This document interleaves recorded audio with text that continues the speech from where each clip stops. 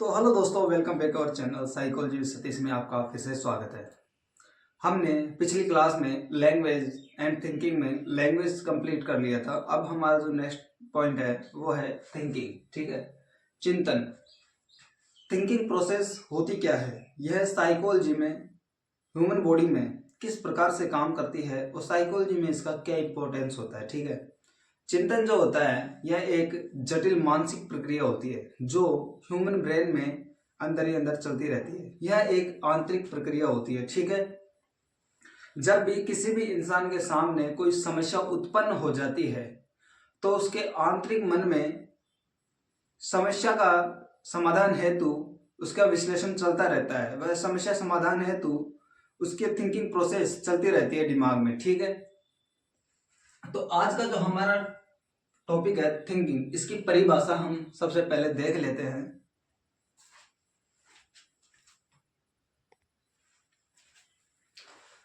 तो चिंतन की जो परिभाषा देने से पहले हम चिंतन के बारे में यानी कि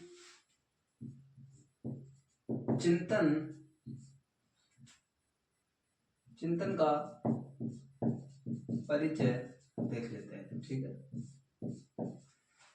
चिंतन का परिचय। चिंतन एक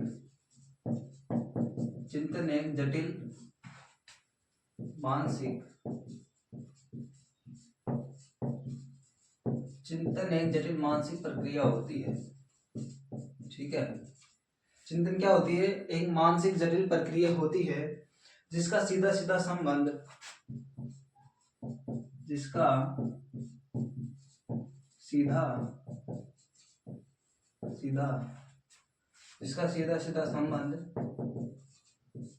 समस्या की उत्पत्ति से है।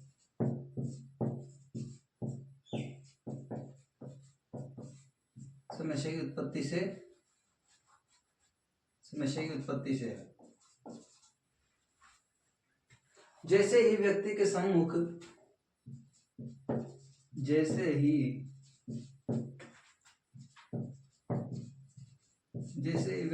सम्मुख या सामने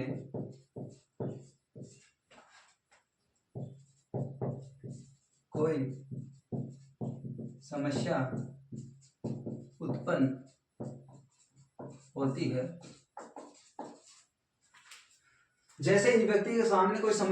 होती है, तो उसके मस्तिष्क में चिंतन प्रक्रिया प्रारंभ हो जाती है। तो उसके मस्तिष्क में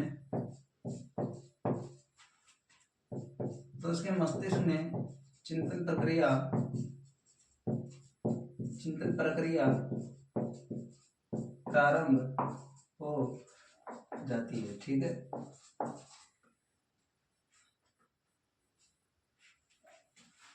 हो जाती है। इस प्रक्रिया के दौरान व्यक्ति उस समस्या का विश्लेषण करता है। इस प्रक्रिया के दौरान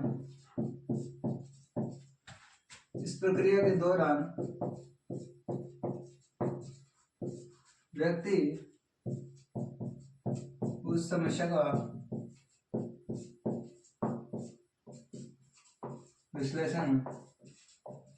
विश्लेषण को हम इंग्लिश में बोलते हैं एनालिसिस। ठीक है, उस समस्या का विश्लेषण करते हैं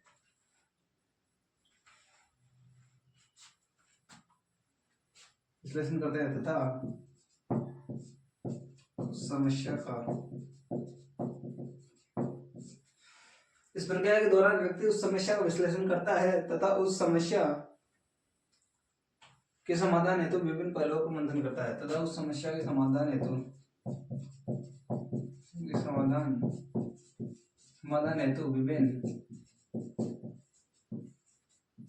विभिन्न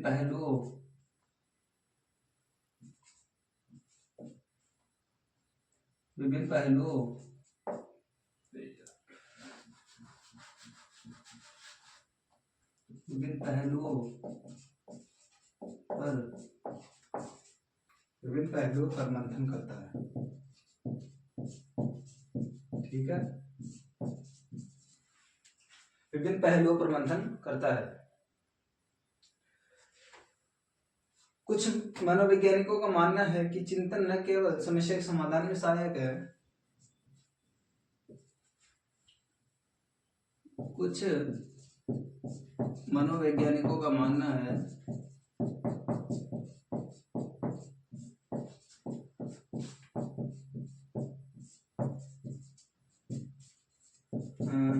कि चिंतन मनोवैज्ञानिकों का मानना है कि चिंतन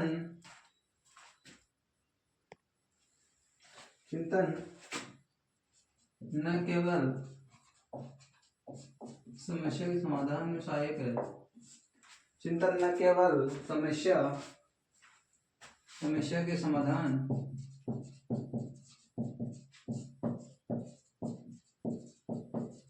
में सहायक है, अपितु यह अधिगम में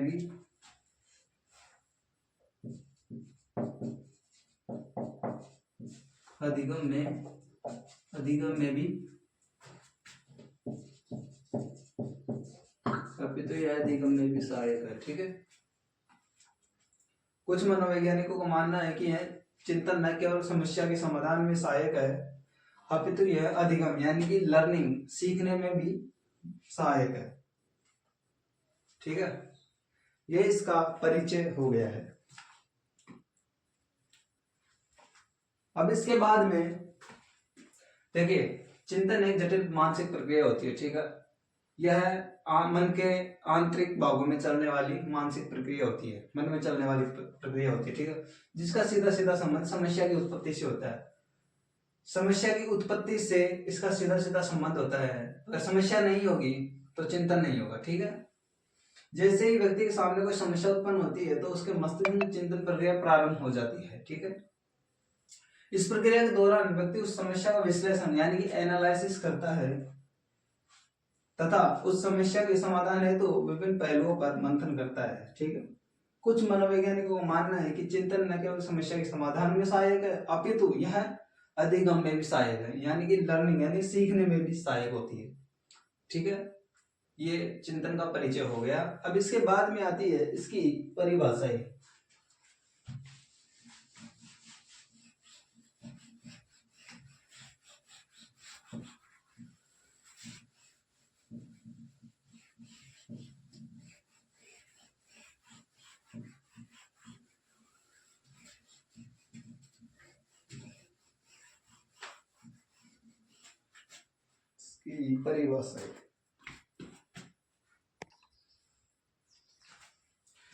चिंतन की परिभाषाएं।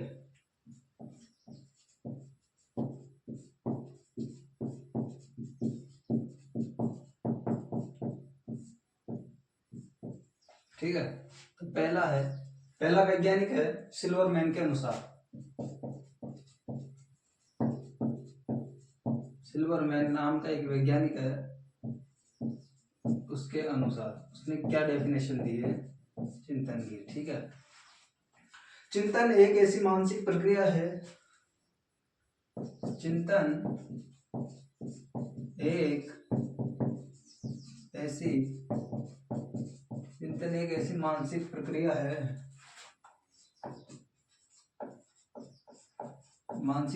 है जो हम लोगों को उद्दीपक तथा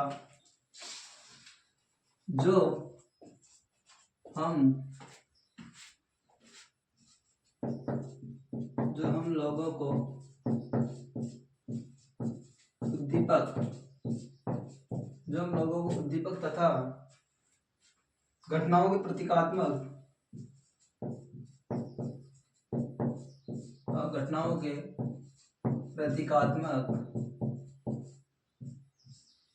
प्रतीकात्मक प्रतिनिधित्व द्वारा किसी समस्या का प्रतिनिधित्व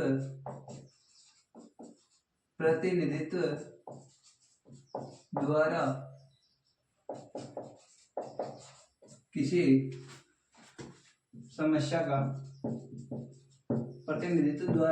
किसी समस्या का समाधान करने में मदद करती है।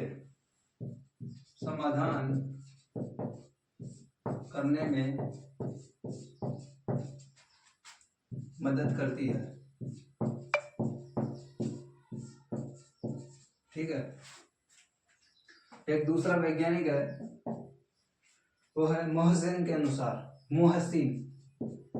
मोहसिन नाम का एक वैज्ञानिक है। इसके अनुसार इसने क्या डेफिनेशन दी है? मोहसिन के अनुसार सिल्वरमैन हो गया, ये मोहसिन हो गया। ठीक है। सोचना समस्या का समाधान करने का, सोचना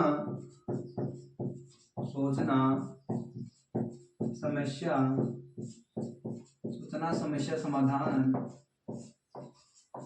करने का, सोचना समस्या समाधान करने का निश्चित व्यवहार है। क्या है? निश्चित व्यवहार। सोचना समस्या समाधान करने का निश्चित व्यवहार है। ठीक है। अब इसके बाद में जो थर्ड परिभाषा आती है वो है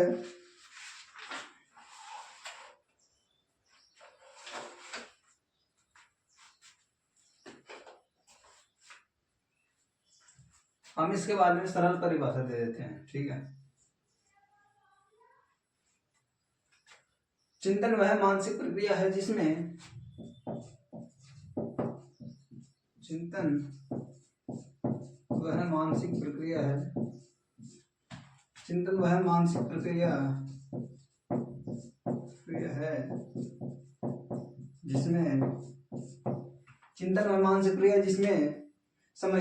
जिसमें व्यक्ति समस्या को समाधान करता है, जिसमें व्यक्ति समस्याओं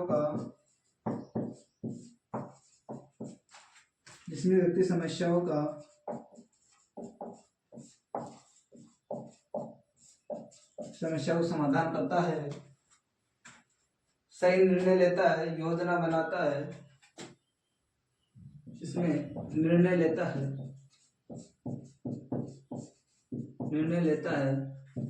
योजना बनाता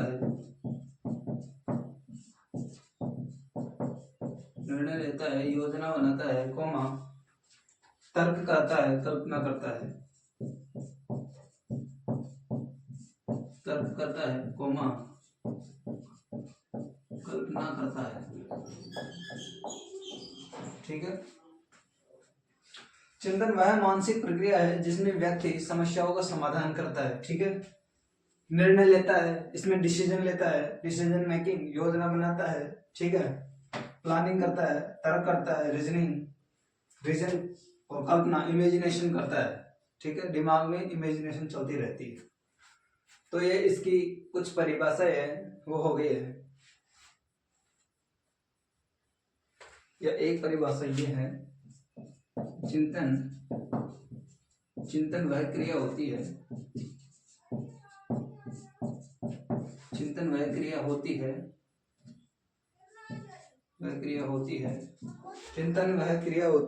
जिसके द्वारा व्यक्ति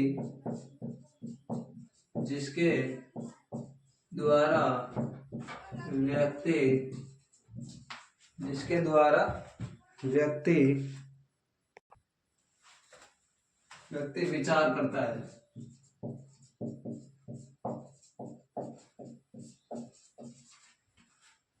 जिसके द्वारा व्यक्ति विचार करता है। चिंतन वह क्रिया होती है जिसके द्वारा व्यक्ति क्या करता है? विचार करता है। ठीक है। ये आपकी डेफिनेशन हो गई चिंतन की, डेफिनेशन ऑफ थिंकिंग की ये डेफिनेशन हो गई है।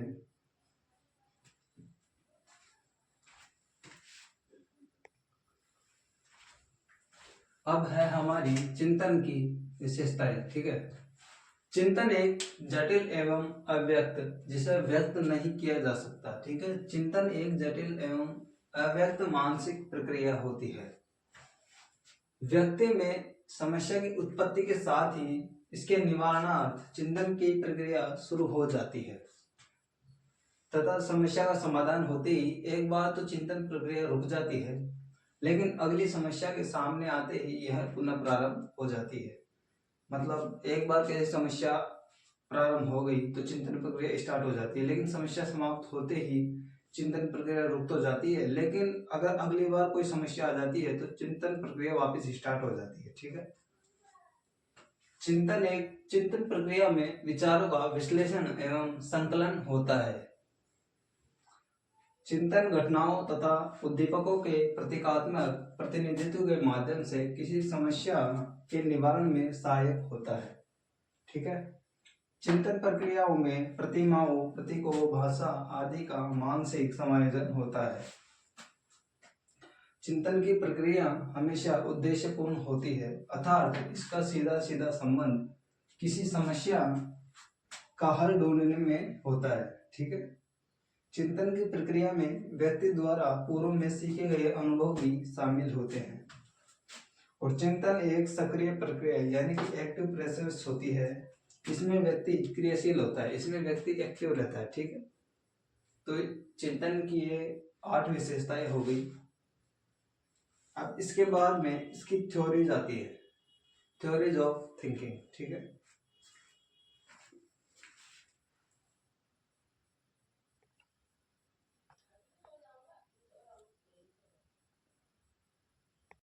तो इसके बाद में आता है चिंतन के सिद्धांत यानी कि थ्योरीज ऑफ थिंकिंग। तो चिंतन की प्रक्रिया की व्याख्या करने हेतु अलग अलग मनोवैज्ञानिक ने अलग अलग सिद्धांत दिए हैं। ठीक है। तो उनमें से 2 सिद्धांत जो है प्रमुख है। ठीक है। पहला सिद्धांत है केंद्रीय सिद्धांत।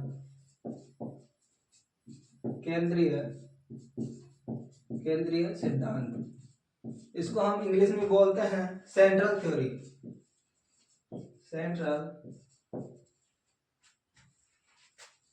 Central theory. ठीक है। सेकंड है परिधीय सिद्धांत। परिधीय सिद्धांत, इसको हम इंग्लिश में बोलते हैं पेरिफेरल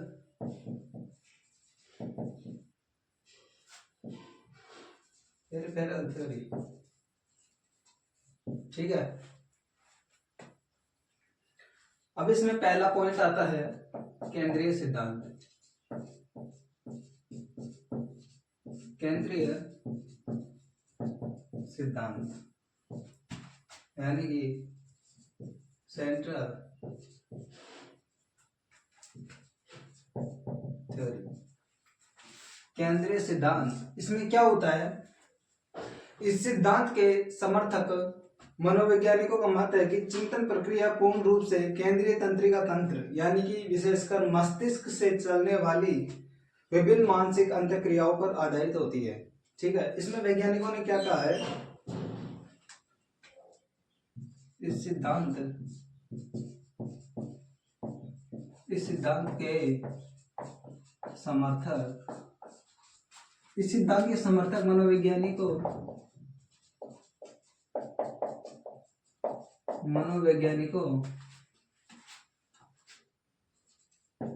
का मत है कि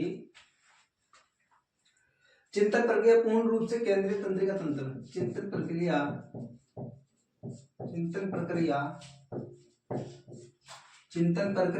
पूर्ण रूप से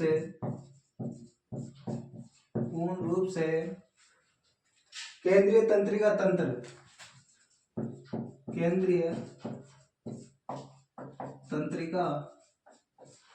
तंत्र, इसमें आता है विशेषकर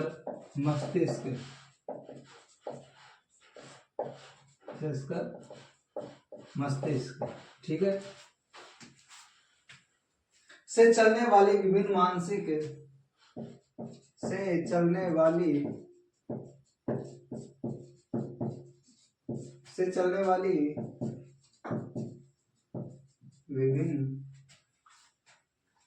मानसिक अंतःक्रियाओं पर आधारित होती है। विभिन्न मानसिक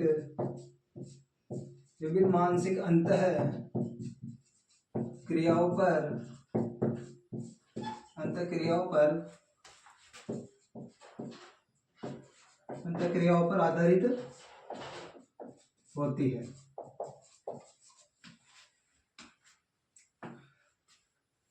इनका मत है कि इन प्रक्रियाओं के घटित होने में, इनका मत है कि इन प्रक्रियाओं के घटित होने में, कि इन प्रक्रियाओं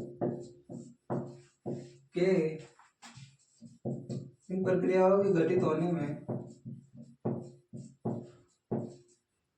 इन प्रक्रियाओं के घटित होने में शारीरिक क्रियाओं का कोई योगदान नहीं होता। शारीरिक क्रियाओं का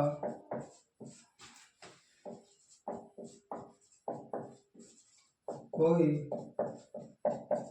योगदान नहीं होता। ठीक है,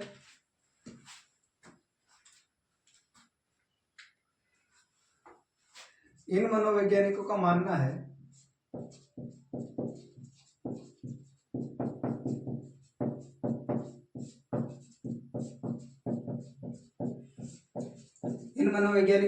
है कि व्यक्ति के सामने जब कोई समस्या खड़ी हो जाती है, कि जब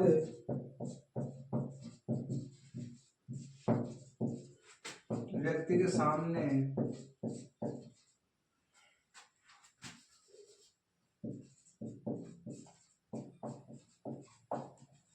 कोई समस्या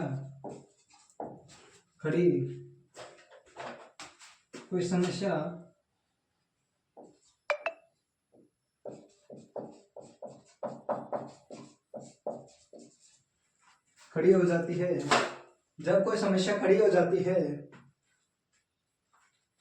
तो व्यक्ति के मस्तिष्क में,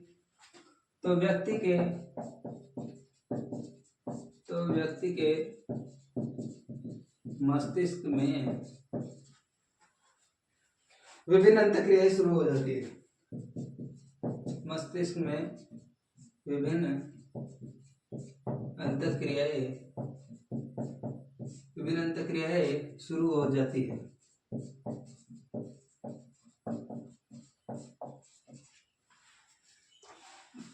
ये अंतःक्रियाएं व्यक्ति को,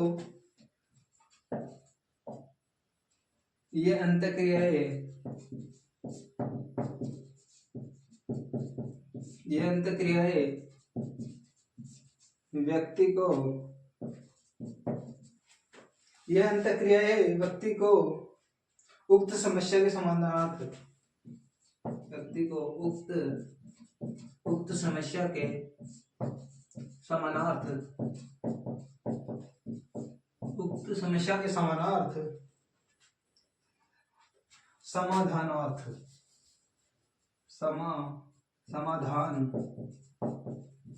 समाधानार्थ कई तरीके बताती है। समाधानार्थ कई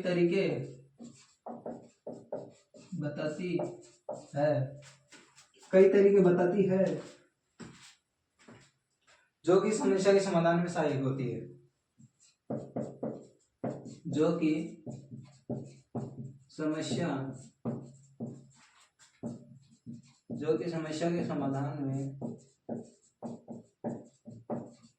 समस्या के समाधान में सहायक होती है। ठीक है, ये कंप्लीट हो गया केंद्रीय सिद्धांत। देखिए, केंद्रीय सिद्धांत जो होता है, इस सिद्धांत के समर्थक मनोवैज्ञानिकों का मत है कि चिंतन प्रक्रिया पूर्ण रूप से केंद्रीय तंत्रिका तंत्र, विशेषकर मस्तिष्क से चलने वाली विभिन्न मानसिक अंतःक्रियाओं पर आधारित होती है। ठीक है, इनका मत है कि इन प्रक्रियाओं के घटित होने में शारीरिक क्रियाओं का कोई योगदान नहीं होता। इन मनोवैज्ञानिकों का मानना है कि जब व्यक्ति के सामने कोई समस्या खड़ी हो जाती है तो व्यक्ति के मस्तिष्क में विभिन्न अंतःक्रियाएं शुरू हो जाती है। ये अंतःक्रियाएं व्यक्ति को उक्त समस्या के समाधानार्थ कई तरीके बताती है जो कि समस्या के समाधान में सहायक होती है। यह आपका केंद्रीय सिद्धांत है, सेंट्रल थ्योरी। अब इसके बाद में आता है परिधीय सिद्धांत, पेरिफेरल थ्योरी।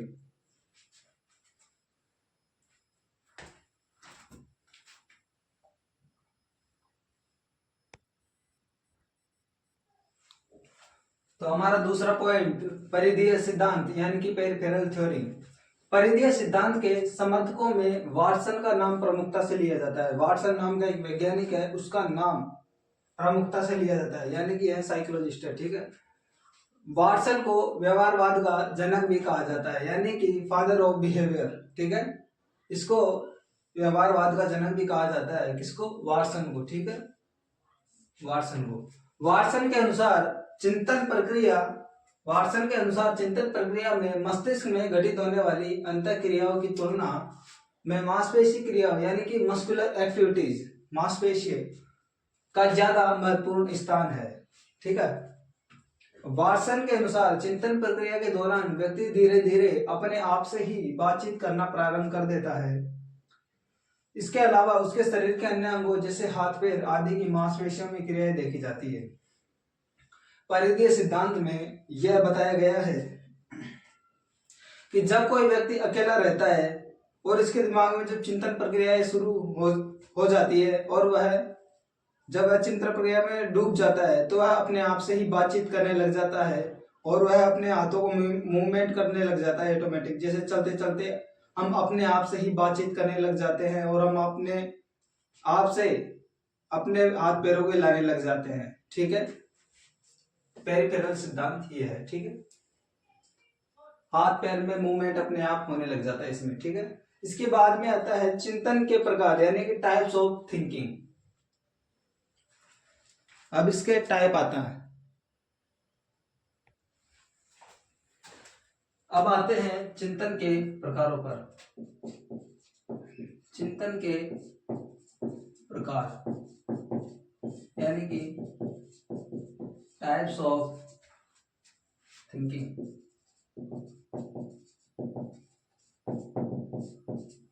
देखिए, चिंतन मुख्यतः दो प्रकार का होता है।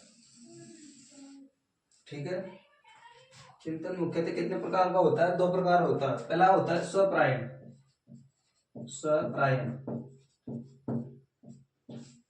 स्वप्रायण चिंतन, इसको हम इंग्लिश में बोलते हैं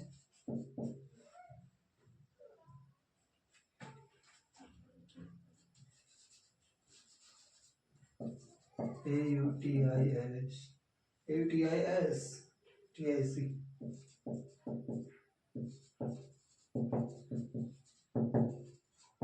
अवस्थित थिंकिंग। दूसरा होता है यथार्थवादी। ठीक है, यथार्थवादी चिंतन, इसको हम इंग्लिश में बोलते हैं रियलिस्टिक थिंकिंग।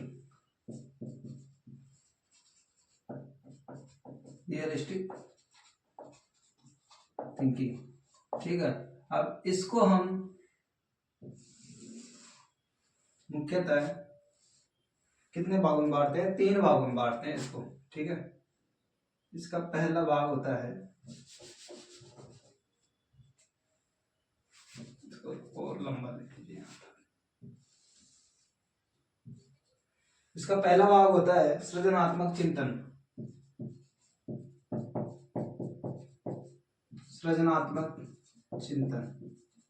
ठीक है, इसको हम इंग्लिश में बोलते हैं क्रिएटिव थिंकिंग। ठीक है, दूसरा आता है अभिसारी चिंतन।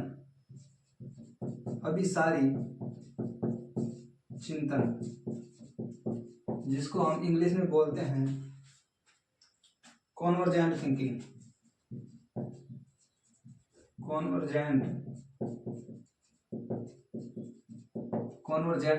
ठीक है, और थर्ड नंबर का जो आता है वो है मूल्यांकन चिंतन।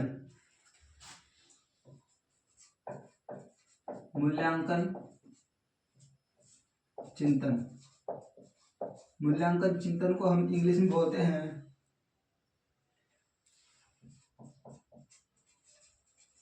Evaluative thinking. ठीक है, चिंतन के प्रकार, चिंतन दो प्रकार का होता है, स्वप्रायण चिंतन यानी कि अवस्थितिक चिंतन थिंकिंग, ठीक है। दूसरा होता है यथार्थवादी चिंतन, रियलिस्टिक थिंकिंग, ठीक है। रियलिस्टिक थिंकिंग को हम तीन प्रकारों में बांटते हैं, सृजनात्मक चिंतन यानी क्रिएटिव थिंकिंग, अभिसारी चिंतन यानी कि कन्वर्जेंट थिंकिंग, और मूल्यांकन चिंतन यानी कि इवेल्युएटिव थिंकिंग। अब हम इसमें पहला टॉपिक पढ़ेंगे स्वप्रायण चिंतन, ठीक है।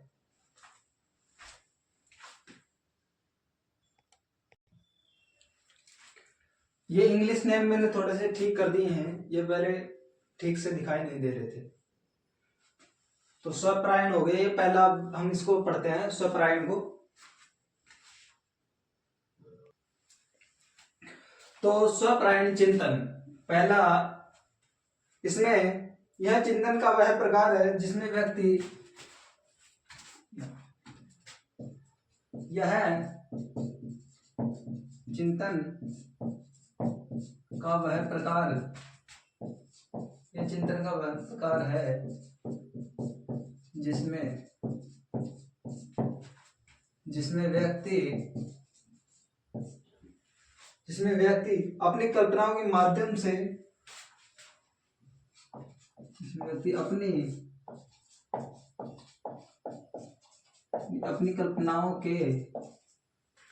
कल्पनाओं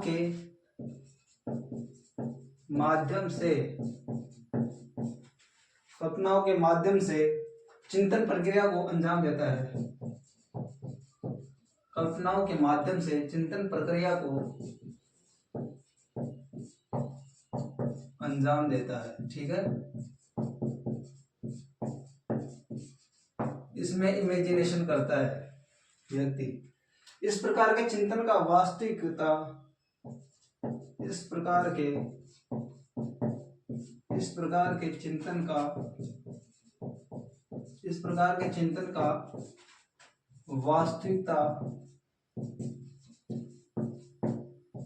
वास्तविकता से कोई सरोकार नहीं होता,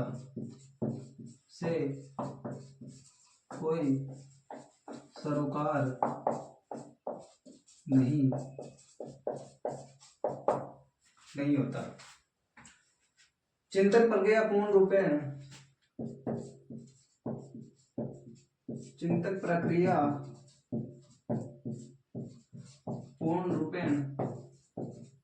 का मतलब होता है पूर्ण रूप से कल्पनाओं में ही चलती रहती है, कल्पनाओं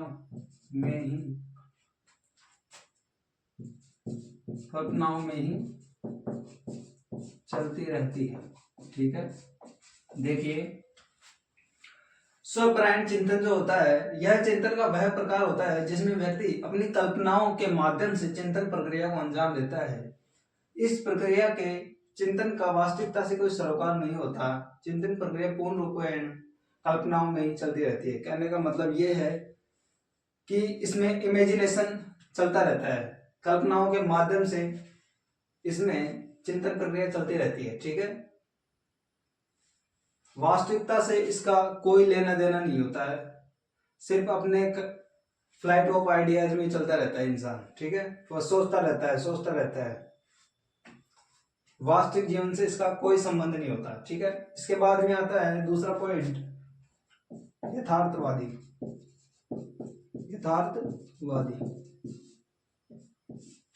यथार्थवादी चिंतन, यानी कि इसको इंग्लिश में बोलते हैं रियलिस्टिक थिंकिंग,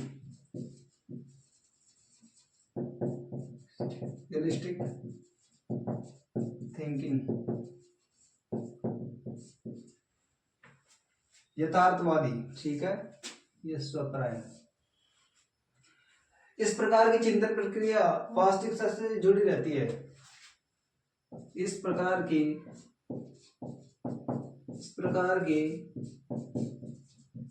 चिंतन प्रक्रिया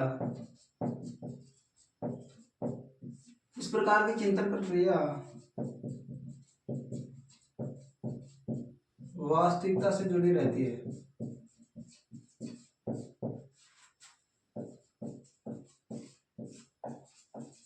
ठीक है। किसी वास्तविक घटना के व्यक्ति के सामने किसी वास्तविक घटना किसी वास्तविक घटना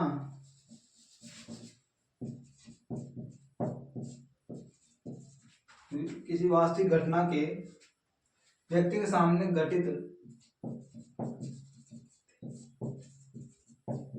सामने घटित होने पर उसके मस्तिष्क में उसके सामने घटित होने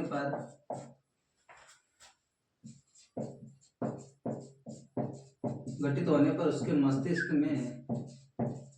मस्तिष्क में चलने वाली चिंतन प्रक्रिया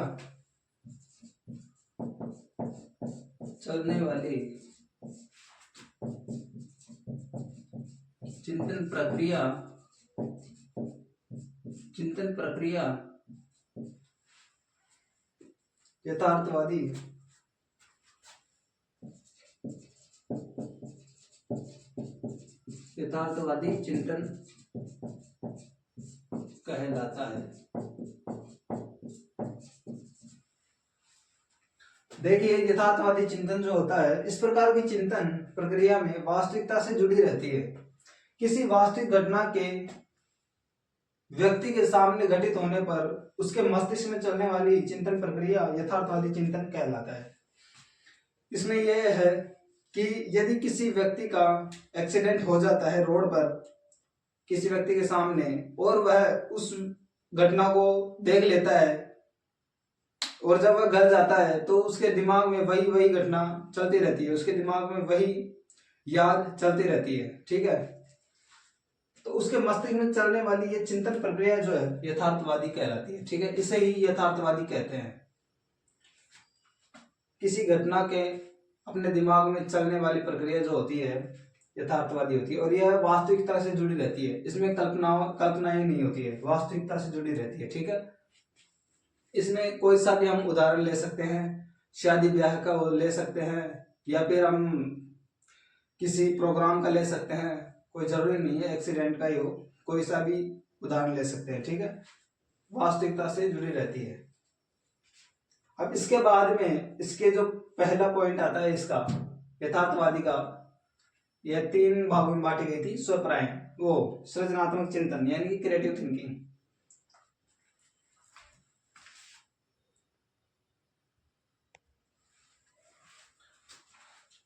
अब जो चिंतन के प्रकारों में यथार्थवादी है, उसका यथार्थवादी के चिंतन का जो प्रकार है वह पहला है सृजनात्मक चिंतन। इसको 3 भागों में बांटा था ना हमने यथार्थवादी को। इसका पहला है सृजनात्मक चिंतन, इसको हम इंग्लिश में बोलते हैं क्रिएटिव थिंकिंग।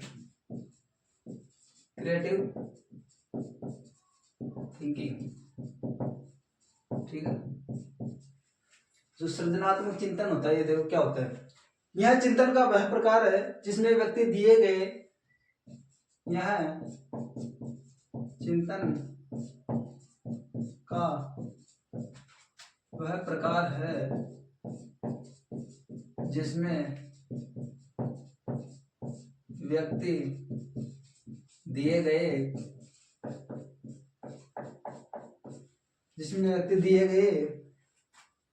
तथ्यों में से कुछ नए तथ्य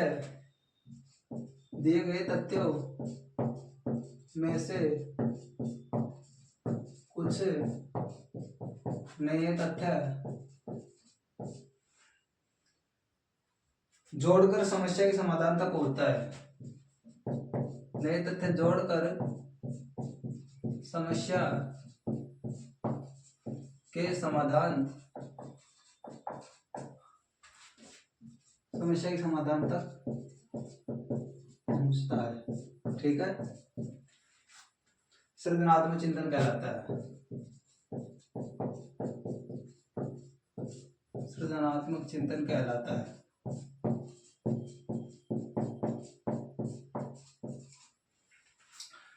सृजनात्मक चिंतन यह चिंतन का वह प्रकार है जिसमें व्यक्ति दिए गए तथ्यों में से कुछ नए तथ्य जोड़कर समस्या के समाधान तक पहुंचता है। इसे ही हम क्रिएटिव थिंकिंग कहते हैं। ठीक है, मतलब व्यक्ति के सामने कुछ तथ्य दिए हुए होते हैं और वह अपनी तरफ से और नए तथ्य जोड़कर समस्या के समाधान को सुलझाता है, उसे ही हम सृजनात्मक चिंतन कहते हैं। ठीक है, अब इसका जो सेकंड पॉइंट आता है वह है अभिसारी चिंतन, कॉन्वर्जेंट थिंकिंग।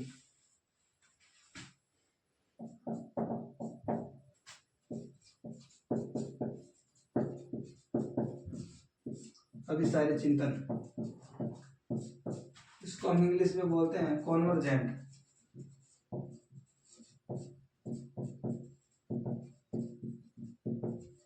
Convergent thinking. ठीक है, अभिसारी। इस प्रकार की चिंतन में व्यक्ति दिए गए तथ्यों में के आधार पर ही समस्या के समाधान हेतु निष्कर्ष निकाल लेता है। इस प्रकार के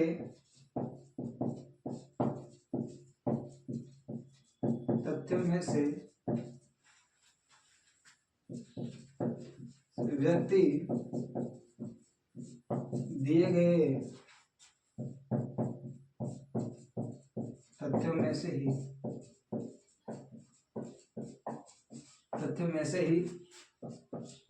निष्कर्ष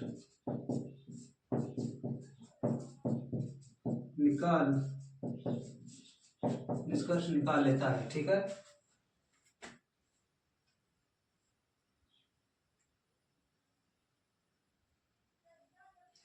यहाँ स्पष्ट है कि सृजनात्मक चिंतन में व्यक्ति दिए गए तथ्यों में से कुछ तथ्य अपनी तरफ से जोड़कर निष्कर्ष तक पहुंचता है, जबकि अभिसारी चिंतन में व्यक्ति अपनी तरफ से कोई तथ्य नहीं जोड़ता है। ठीक है, यानी कि सृजनात्मक चिंतन में व्यक्ति अपनी तरफ से नए तथ्य जोड़ता है और इसमें कोई तथ्य नहीं जोड़ता है। इसमें व्यक्ति अपनी तरफ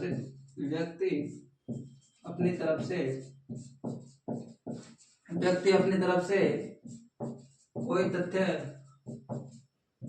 नहीं जोड़ता है। ठीक है, इसे ही हम अभिसारी चिंतन कहते हैं। इस प्रकार के तथ्यों में व्यक्ति दिए गए तथ्यों में से निष्कर्ष निकाल लेता है। जैसे एज इट इज उसको जो तथ्य दिए जाते हैं उसी के आधार पर वह निष्कर्ष निकाल लेता है, अपने अनुसार कोई भी तथ्य वह उसमें इंक्लूड नहीं करता है। ठीक है, अब इसके बाद में जो हमारा लास्ट आता है मूल्यांकन चिंतन।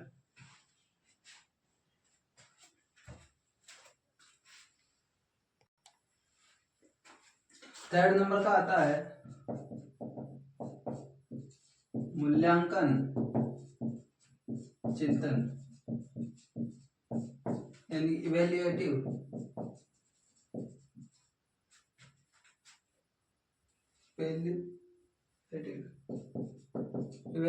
थिंकिंग। मूल्यांकन, जैसा कि नाम से ही पता होता है मूल्यांकन। इस प्रकार के चिंतन में व्यक्ति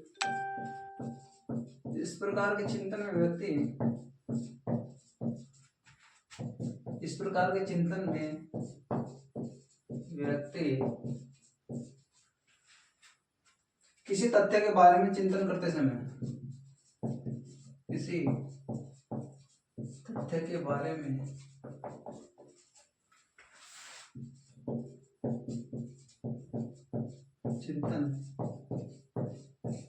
चिंतन करते समय उसके नकारात्मक या सकारात्मक पहलुओं पर उसके नकारात्मक और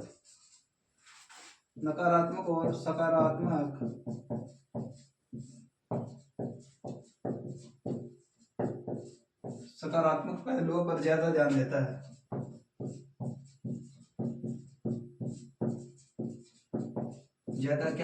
ध्यान देता है। ठीक है, इसमें क्या है, इस प्रकार के चिंतन में व्यक्ति किसी तथ्य के बारे में चिंतन करते समय उसके नकारात्मक और सकारात्मक यानी कि नेगेटिव और पॉजिटिव पहलुओं पर ज्यादा ध्यान देता है। ठीक है, यह मूल्यांकन हो गया इसका।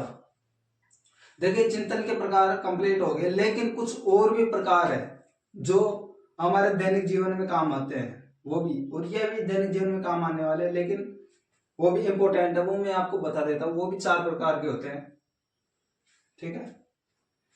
मैं बता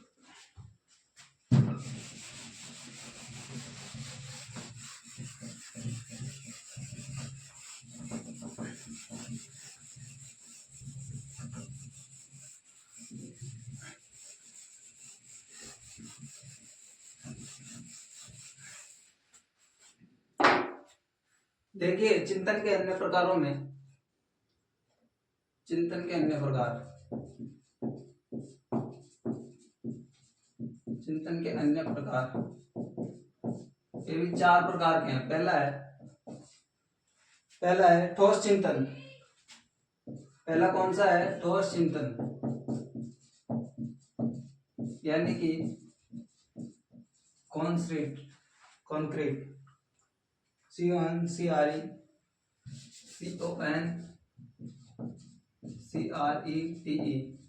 थिंकिंग, ठीक है,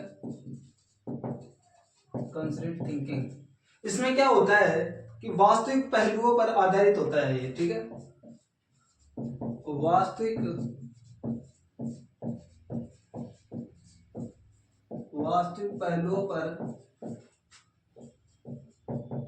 पहलुओं पर आधारित होती है, ठीक है। दूसरा है इसमें बच्चे अधिक करते हैं, जो इस विधि का उपयोग जो है बच्चे अधिक करते हैं। उदाहरण के तौर पर कुर्सी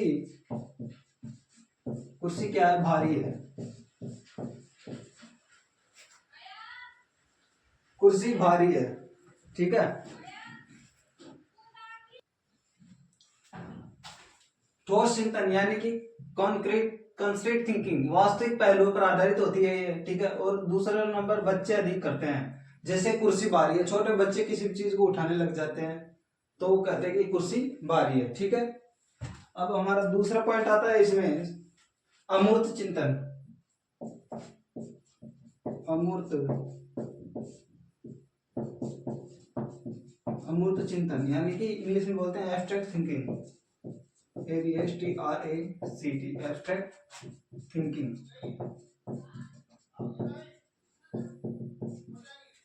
अमूर्त चिंतन, ठीक है। इसमें क्या होता है? विचार भाव सिद्धांत पर आधारित होती है, विचार भाव सिद्धांत पर आधारित होती है, ठीक है। दूसरी है वयस्कों में विकसित होती है, यह वयस्कों में विकसित होती है। इसका उदाहरण है न्याय, स्वतंत्रता, ईमानदारी। उदाहरण है न्याय, स्वतंत्रता, ईमानदारी। दूसरी हो गई अमूर्त चिंतन यानी कि एब्स्ट्रैक्ट थिंकिंग, विचार भाव सिद्धांत पर आधारित होती है ये और वयस्कों में विकसित होती है, ठीक है। उदाहरण के तौर पर न्याय, स्वतंत्रता और ईमानदारी, ठीक है। ये 2 हो गई। अब तीसरी आती है रचनात्मक चिंतन। अब हमारा तीसरा पॉइंट आता है रचनात्मक चिंतन यानी कि क्रिएटिव थिंकिंग। इसमें नया विचार उत्पन्न करना, ठीक है। कलाकार, लेखक, वैज्ञानिक, जैसे नई कहानी, लेखक नई कहानी बनाएगा, नया आविष्कार करेगा वैज्ञानिक, ठीक है। इसमें रचनात्मक यानी क्रिएटिव होता है। इसमें आलोचनात्मक चिंतन, क्रिटिकल थिंकिंग, इसमें तर्क किया जाता है और उसका विश्लेषण किया जाता है, ठीक है। जैसे सही गलत का मूल्यांकन। उदाहरण के तौर पर खबर सच है या नहीं, उसकी जांच करना। 5वां पॉइंट आता है समस्या समाधान चिंतन यानी कि प्रॉब्लम सॉल्विंग थिंकिंग। इसमें किसी समस्या का हल ढूंढना यानी कि पैसे की कमी होने पर बजट बनाना, पैसे की कमी में भी बजट बनाना, ठीक है। ये इसके पूरे हो गए। अब इसके बाद में आती है चिंतन के उपकरण यानी टूल्स ऑफ थिंकिंग। कौन कौन से टूल्स होते हैं चिंतन के? देखिए, चिंतन के उपकरण में पहला है प्रतिमाएं यानी कि इमेज, मन में बनने वाली तस्वीरें। जैसे हम मन में बना सकते हैं कि हमारी माँ का चेहरा कैसा है, हमारा घर का रूप जो रंग रूप कैसा है, कैसा पेंट हो रखा है, ठीक है। और स्कूल, हमारी स्कूल कैसी है, ये हम अपने मन में बना सकते हैं, ये सब तस्वीरें, ठीक है। संकल्पना, कॉन्सेप्ट यानी वस्तुओं घटनाओं को वर्गीकृत करना। उदाहरण जैसे पशु अलग हो गया, पक्षी अलग हो गया, फल अलग हो गया, वाहन अलग हो गया, ठीक है। अलग अलग हम क्रम में इनको वर्गीकृत कर सकते हैं। थर्ड नंबर का होता है प्रतीक यानी कि सिंबल्स, शब्द, संख्या, संकेत। जैसे जैसे ये जो सिंबल है लव का, इसको हम प्रेम जानते हैं भाई, ये दिल का सिंबल है यानी कि प्रेम का, ठीक है। ये रुपए, रुपए का सिंबल हो गया यानी कि पैसा, ठीक है। चौथे नंबर पे आता है भाषा, लैंग्वेज, विचारों को स्पष्ट बनाती है और सोच को दिशा देती है, ठीक है। अब इसके बाद में आती है समस्या समाधान की विधियां। कौन कौन सी विधियां हैं जो समस्या को समाधान करती है। अब हमारी जो है समस्या समाधान की विधियां आती है, इसमें प्रॉब्लम सॉल्विंग मेथड। ये 4 प्रकार का होता है, 1, 2, 3 और 4, ठीक है। इसमें पहला आता है प्रयास और त्रुटि विधि यानी कि ट्रायल एंड एरर, यानी कि बार बार कोशिश करना। जैसे किसी संगीत उपकरण को बजाना, किसी संगीत उपकरण को हम बार बार बजाएंगे लेकिन फिर भी हमारे त्रुटि आती जाती है, और कंटिन्यू जो लगातार हम उसको प्रयास करेंगे तो वह हमारे हैबिट में आ जाएगा, ठीक है। और दूसरी होती है अंतर्दृष्टि विधि, इंसाइट मेथड, यानी कि इसमें गेस्टाल्ट थ्योरी दी गई है। अचानक समाधान मिलना यानी कि अचानक उत्तर याद आ जाना। जैसे हम परीक्षा में बैठे बैठे किसी प्रश्न को देखते हैं तो अचानक उत्तर उसका याद आ जाता है, ठीक है। तीसरा है एल्गोरिदम विधि, एल्गोरिदम मेथड, चरणबद्ध नियम, इसमें गणित का सूत्र, ठीक है। चौथा है ह्यूरिस्टिक विधि, शॉर्टकट तरीका। ह्यूरिस्टिक विधि में शॉर्टकट तरीका अपनाया जाता है जल्दी समाधान के लिए, पर यह हमेशा सही नहीं होता है, ठीक है। अब इसके बाद में देखते हैं डिसीजन मेकिंग, ठीक है। समस्या समाधान में डिसीजन मेकिंग, देखिए निर्णय लेना, निर्णय लेने में, डिसीजन मेकिंग करने में विकल्पों में से किसी एक विकल्प को चुनना, ठीक है। इसमें निर्णय लेने के कुछ चरण दिए गए हैं। पहला है समस्या पहचान, दूसरा होता है विकल्प ढूंढना, तीसरा तुलना करना, निर्णय करना और परिणाम मूल्यांकन, ठीक है। तो देखिए निर्णय लेते हैं हम किसी चीज का, जैसे उसकी समस्या पहचान करते हैं पहले, तो दूसरा विकल्प ढूंढते हैं, ऑप्शन ढूंढते हैं, ठीक है। तीसरा तुलना करते हैं कि ये अच्छा रहेगा या फिर ये अच्छा रहेगा, ठीक है। फिर हम डिसीजन लेते हैं, निर्णय लेते हैं, ठीक है। फिर उसके बाद में परिणाम मूल्यांकन, जैसे उदाहरण दिया गया है कौन सा मोबाइल खरीदे, यानी कि मान लो एक तो एप्पल का मोबाइल हो गया और एक एंड्रॉयड मोबाइल हो गया, ठीक है। इसके फीचर अलग होते हैं, इसके फीचर अलग होते हैं, लेकिन फीचर वैसे भी समान होते हैं, लेकिन इसमें प्राइवेसी दी गई है, इसमें प्राइवेसी नहीं दी गई है ना। इसमें प्राइवेसी नहीं दी गई है, इतनी प्राइवेसी, इसमें भी प्राइवेसी है लेकिन इतनी नहीं है जितनी एप्पल में है, ठीक है। तो वह कंफ्यूज हो जाता है कि कौन सा मोबाइल खरीदे, ठीक है। तो यह निर्णय लेना, डिसीजन मेकिंग में यह पॉइंट बहुत ही इंपॉर्टेंट रोल निभाता है चिंतन में। अब इसके बाद में आता है चिंतन में बाधाएं, कौन कौन सी बाधाएं होती है जो चिंतन को प्रभावित करती है, ठीक है।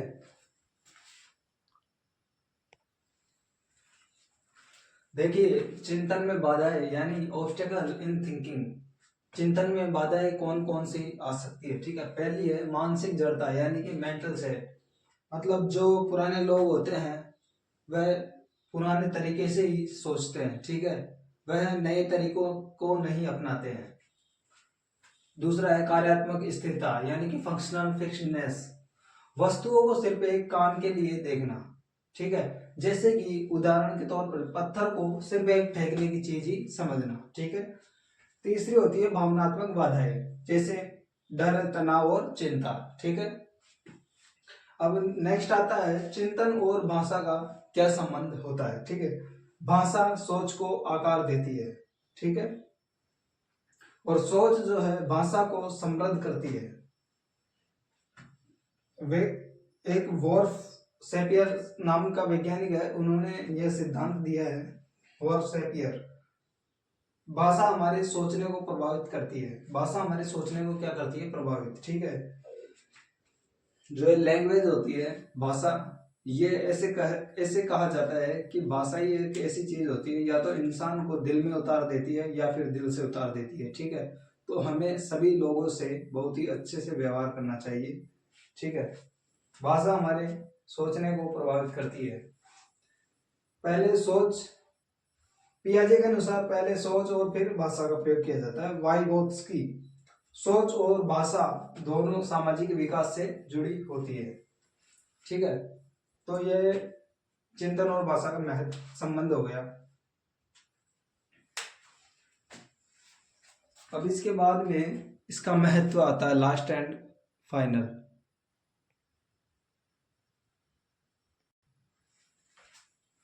अभी देखिए चिंतन का महत्व यानी कि इंपोर्टेंस ऑफ थिंकिंग, यानी कि थिंकिंग करने से क्या इंपोर्टेंस होते हैं। ठीक है। मतलब क्या महत्व है थिंकिंग करने का। समस्या समाधान, यानी कि पहला ये है कि हम थिंकिंग करके किसी भी समस्या का समाधान निकाल सकते हैं। ठीक है। निर्णय क्षमता, यानी कि जो डिसीजन मेकिंग होता है, डिसीजन ले सकते हैं। ठीक है। रचनात्मक, क्रिएटिविटी होती है।